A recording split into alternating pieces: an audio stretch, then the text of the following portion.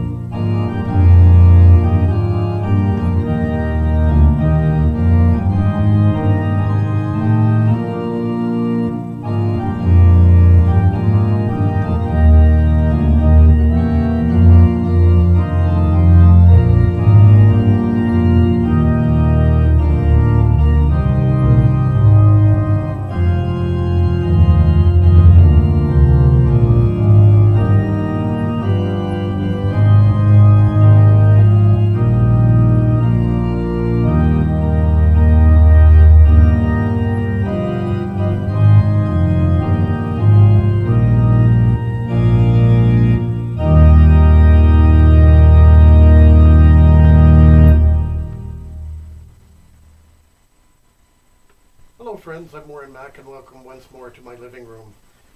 And we have a concert for Victoria Day, this recital number 8 already. Victoria Day was first celebrated in 1845 to mark the birthday of the young Queen Victoria. It serves now also to mark the ceremonial birthday of our head of state, Queen Elizabeth II. Now, to mark this Victoria Day, I'm endeavoring as much as possible to play for you music from the Victorian era, which Her Majesty might possibly have heard. Now, she certainly heard the composer of our first work here, Alfred Hollands, and she heard him when he was only 14 years old. He came to the palace to play, get this, the piano part of Beethoven's 5th piano concerto, the Emperor Piano Concerto. So he must have been a right jolly little genius. And he's another one of these blind chaps too. He was born blind as well. So this lovely little trumpet minuet is a real jewel from the Victorian era.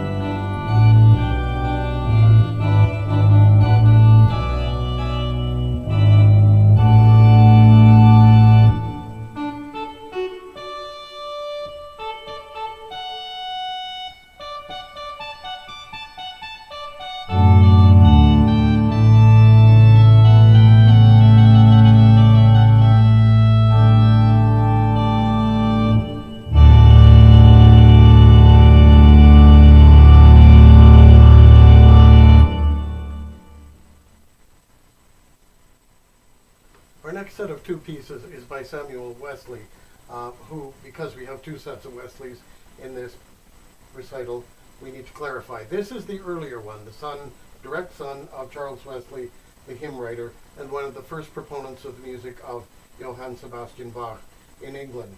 This Wesley is responsible for a first edition of the Well-Tempered Clavier, having been published in England, and wrote in a charming transitional romantic style that still would have featured the lovely light tone and beautiful diapasons of the early English organ. And since he died in 1837, Queen Victoria would never have heard him, but Princess Victoria possibly could have.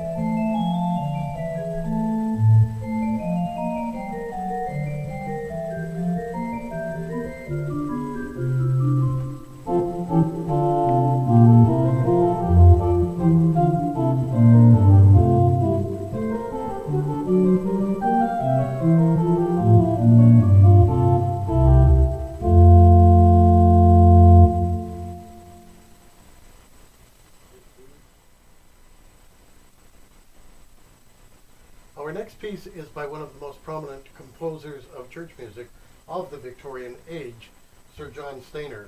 And I use the word Victorian age on purpose because he, more than anybody, has acquired the moniker of a Victorian composer. His music was very much of the age, and as well crafted and skillfully written as it is, it's not altogether popular anymore because it does sound a little bit dated, but there are some gems that have survived. Uh, the piece "God So Loved the World" being one of them. Stainer took over from Sir John Goss at St. Paul's Cathedral and was responsible for really slapping the choir into shape there and helping it to achieve its current incredibly high standard. He was also there at the remarkable time when they took the organ from the choir screen that separated the choir from the main body at St. Paul's and divided it, very controversial, and put the two cases up on the sides of the choir where they are now. And that work was done by Henry Willis, and that was the first application in history of tubular pneumatic action, interestingly enough. So John Stainer was definitely around in very interesting times, and we're glad that "God So Loved the World" is one of the popular pieces that has survived.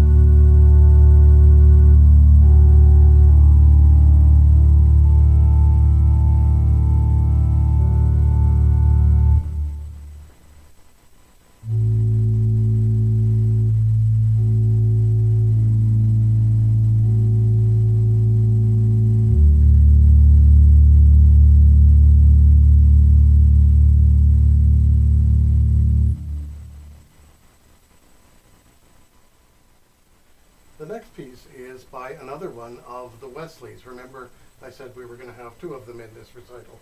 And this one, Samuel Sebastian Wesley, is the son of the previous Wesley that we had, Samuel Wesley. And you remember that I said that Samuel Wesley was a big proponent of the music of Bach. Well, he was so big a proponent that he chose to honor his firstborn son with Bach's middle name, Sebastian. Hence, we have Samuel Sebastian Wesley.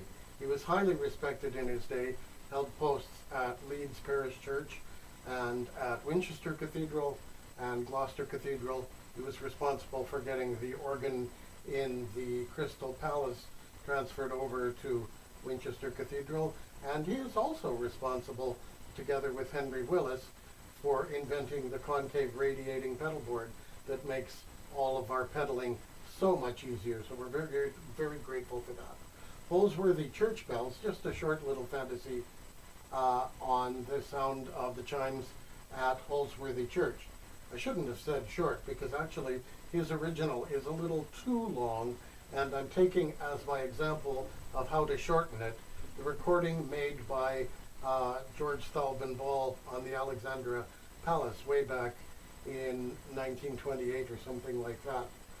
And that turns it into just a lovely, lovely right-sized piece. So, Holsworthy Church Bells by Steamship Wesley.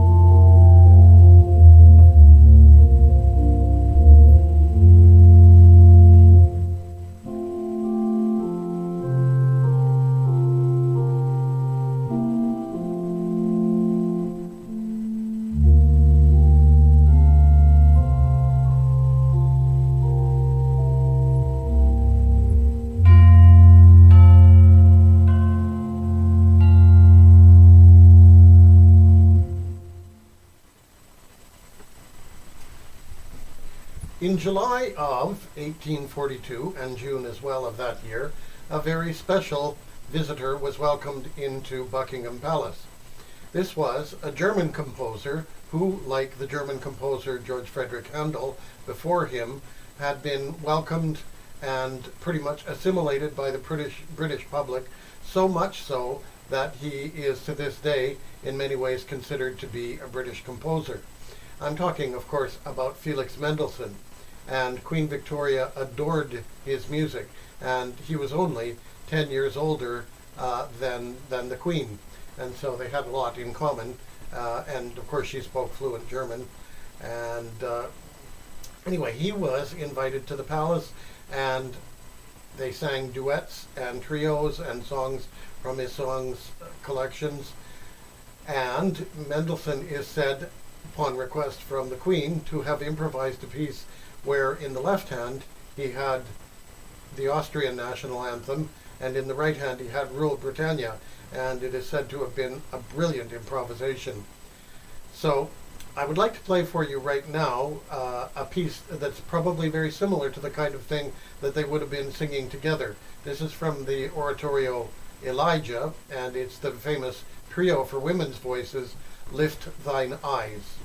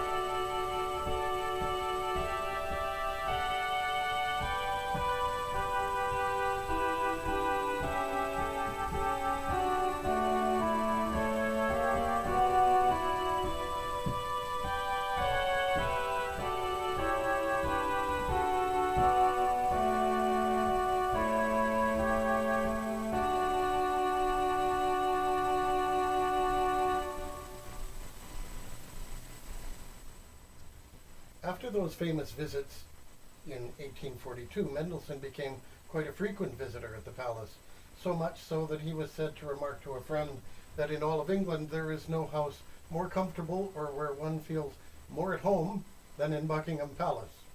Lucky guy. So I'm going to play for you now the famous War March of the Priests from the incidental music that Mendelssohn wrote for Jean Racine's play Athalie. Premiered in 1846 at Birmingham Town Hall, there's a pretty good likelihood that Queen Victoria would have heard this music, maybe even played by Mendelssohn himself at Buckingham Palace.